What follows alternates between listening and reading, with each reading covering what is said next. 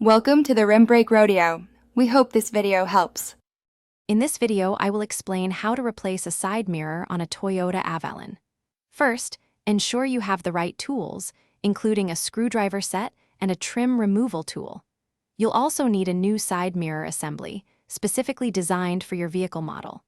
Always park your car on a level surface and turn off the engine before starting any work for safety. This preparation ensures a smooth replacement process. Now, let's remove the old mirror. Carefully use your trim removal tool to pry off the interior door panel. This reveals the mounting bolts and electrical connection. Next, disconnect the electrical harness attached to the mirror assembly.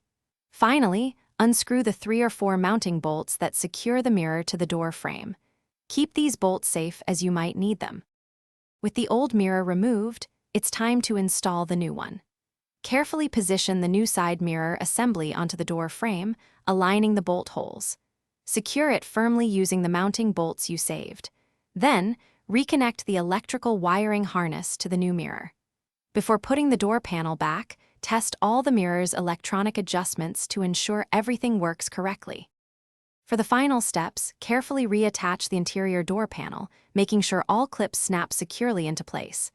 Double-check all the new mirror's functions, including power adjustments, heating, and any integrated turn signals to confirm proper operation. And hey, if you love reading, check out the new Kindle Paperwhite. It's perfect for reading anywhere. You can find a link to it and other great deals in the description below. Thanks for watching. Thanks for watching. Consider subscribing if we helped you.